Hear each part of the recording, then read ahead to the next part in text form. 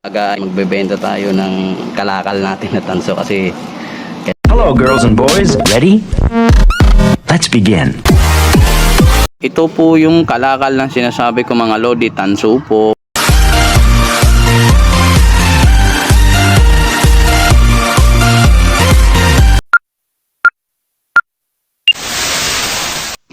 Ayan, nakikita nyo po ay isang uri ng tanso. Nangalakal po kami ng kaibigan ko. Ayan po yung naano namin dahil yung compressor na galing po sa kapatid ko po yun.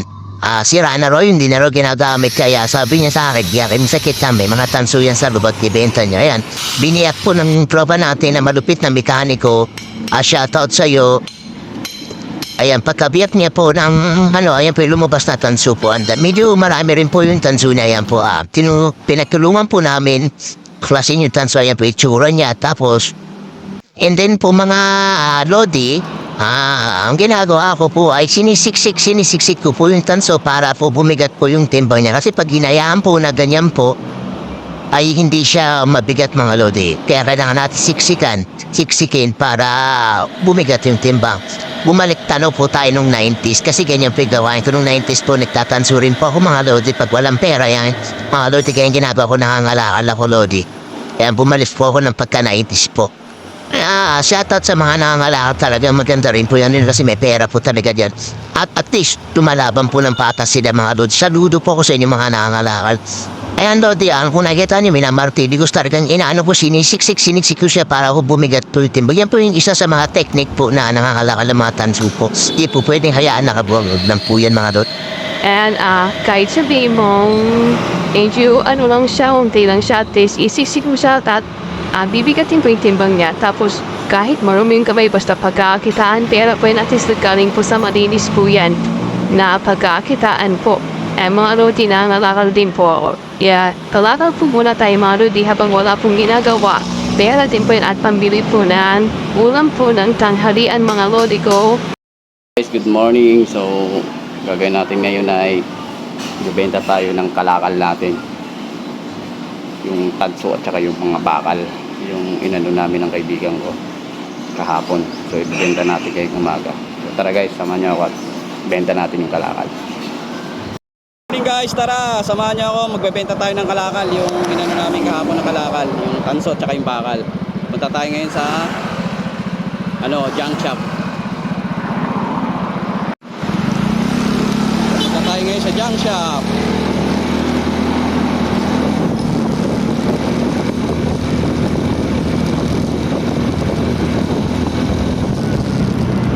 Ang bili rin ng ulam to, sabi nga nila sa basura ang pera. Kaya benta tayo ng kalakal.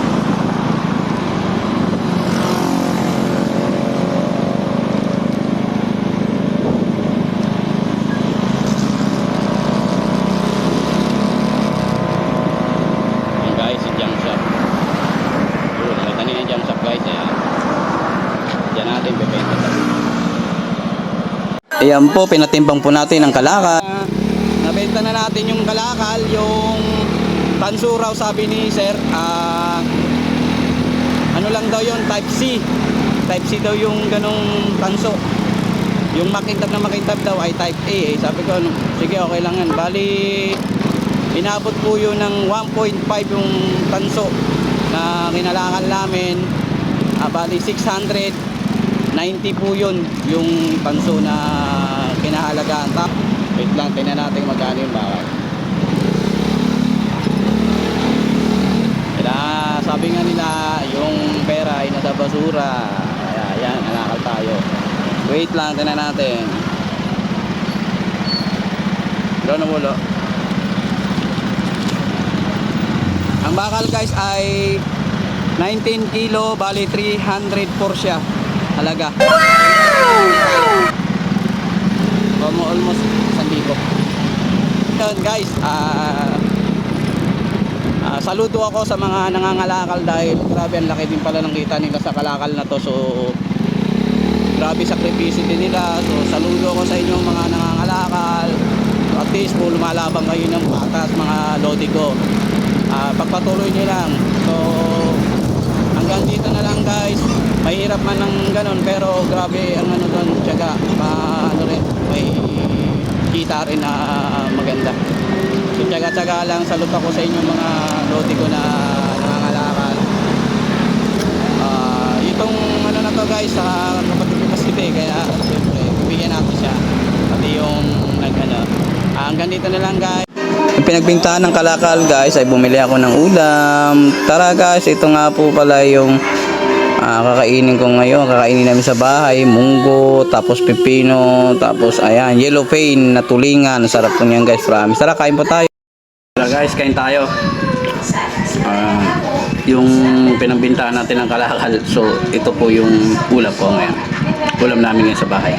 Tara, kain po tayo mga lodi. Munggo, pipino, tapos yellow pain. So tara, kain tayo mga lodi.